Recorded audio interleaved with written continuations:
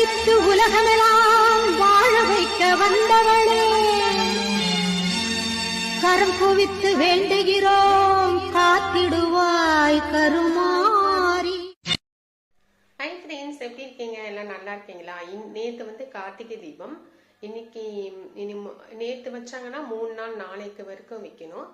முந்தானத்து பரணி தீபமோட வச்சாங்கன்னா 3 நாள் நாளையோட பரணி தீபம், கார்த்திகை விரதம், விஷ்ணு தீபம் அப்படின்னு சொல்லுவாங்க. 3 நாள் வைக்கணும்னு சொல்லுவாங்க. சில பேர் வந்து கார்த்திகை மாசம் ஃபுல்லாவே வந்து வெளியில விளக்கு வைப்பாங்க.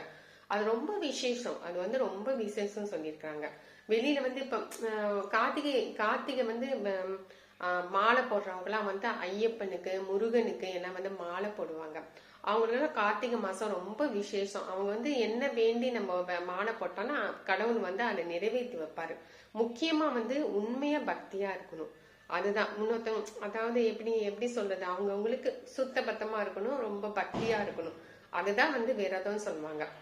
இப்ப என்னன்னா எனக்கு காலையில இருந்துங்க ஒரே காய்ச்சலுங்க, ஒரே குளிர் காய்ச்சல் வந்துருச்சு. அப்படியே கை கால்லாம் ரொம்ப ஜில்லாயிடுச்சு.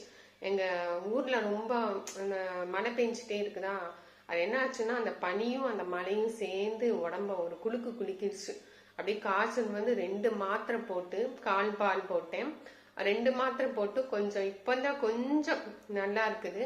அப்பவும் நைட்டு என்ன ஃபேனே போடுறது இல்லை, அவ்வளவு குளிர், பயங்கரமா குளிர் இருக்குது.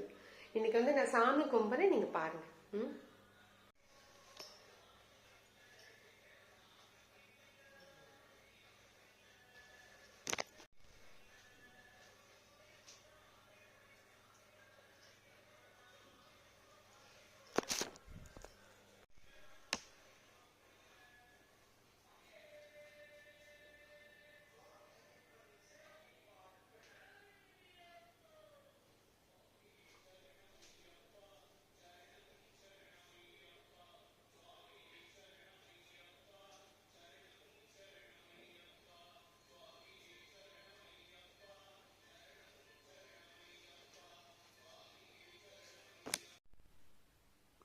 ஹாய் ஃப்ரெண்ட்ஸ்,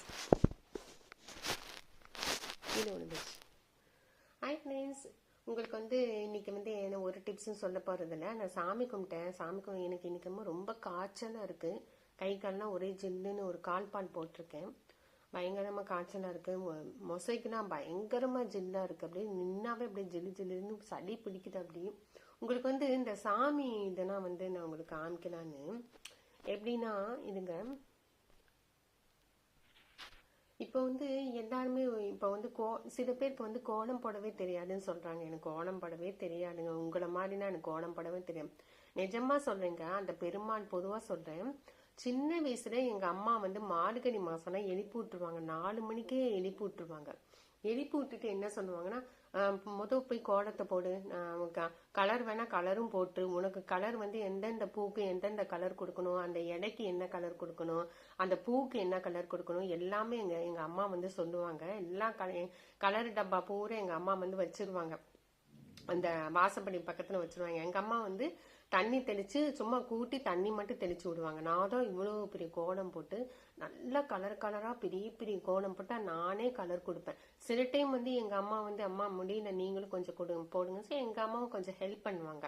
அப்ப வந்து பெரிய கோலம் போடுவோம். அப்போ சில பேர் என்ன சொல்றாங்கன்னா, ஒருத்தவங்க வந்து பக்கத்து வீடே வந்து மா நீ நல்லா போடுறமா, நீ கொஞ்சம் பக்கத்துல வந்து கோலம் போடுமா அப்படின்பாங்க. அவங்களுக்கு நான் ஹெல்ப் பண்ணுவேன்.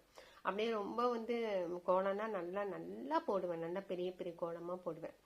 இப்ப வந்து என்னன்னா, சில பேருக்கு வந்து கோலமே போட தெரியல அப்படிங்கிறாங்க. அவங்களுக்காகவே என்னன்னா, இப்ப நான் ஒரு அச்சு விக்குது பாருங்க. இந்த மாதிரி ஒரு அச்சு விக்குது. உங்களுக்கு தெரியுதா என்னன்னு தெரியல. இந்த மாதிரி இந்த விளக்கு மாதிரி இருக்கு. இந்த ஒரு அச்சு.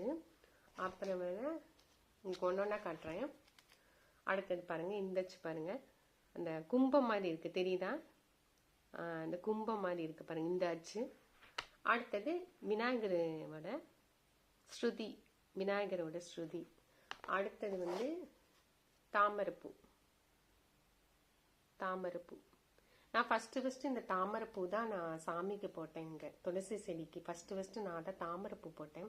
ஆனா இந்த எப்படின்னா, இதோட அச்சு வந்து ரொம்ப லைட்டா தான் இருக்கு தவிர ரொம்ப வந்து திக்கா இல்லை. நம்ம கோலம் போடுற அளவுக்குலாம் கிடையாது. சும்மா அந்த அச்சில் வந்து என்ன இது பார்க்கறதுக்கு கொஞ்சம் பெருசாக இருக்கிற மாதிரி இருக்கு, ஆனால் போடும் போது ரொம்ப சின்னதாக இருக்குது. ஆனாலும் வந்து நம் இது போட்டோன்னா கொஞ்சம் மேலே நம்ம வந்து ஒரு கோடு போட்டாதான் அது ஒரு அழகா தெரியுது. அடுத்தது வந்து பாருங்க, இன்னொன்று உங்களுக்கு பாருங்க, அழகு விநாயகர் பாருங்க, தெரியுதா விநாயகர். அடுத்தது பாருங்க துளசி செடி, துளசி செடி, அதான் துளசி செடியிலேயே இது கோலம். அடுத்தது பாருங்க எவ்வளோ கொடுத்துருக்காங்க.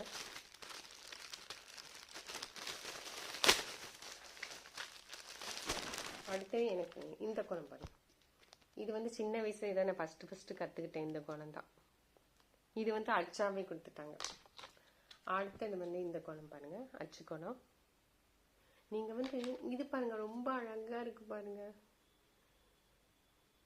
பாருங்க பசு மாடு வந்து அது குட்டிக்கு பால் கொடுக்குது பாருங்க, ரொம்ப அழகா இருக்குல்ல.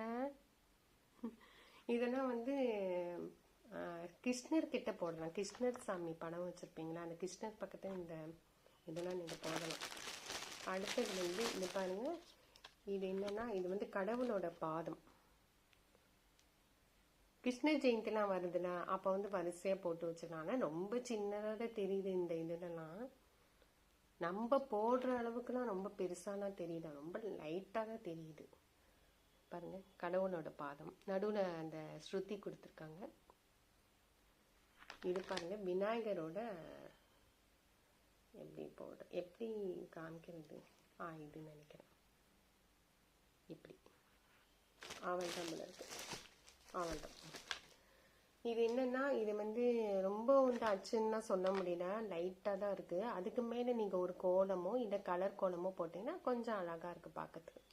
ஓகே ஃப்ரெண்ட்ஸ், இதே உங்களுக்கு வீடியோ பெருசாக இருக்கும்னு நினைக்கிறேன். உங்களுக்கு வந்து அடுத்த டிப்ஸ் நான் சொல்கிறேன், ஹெல்த் டிப்ஸ் இல்லை பியூட்டி டிப்ஸ் சொல்கிறேன். நீங்கள் என்னோட சேனலுக்கு சப்ஸ்கிரைப் பண்ணுங்கள், ஷேர் பண்ணுங்கள். தேங்க்யூ.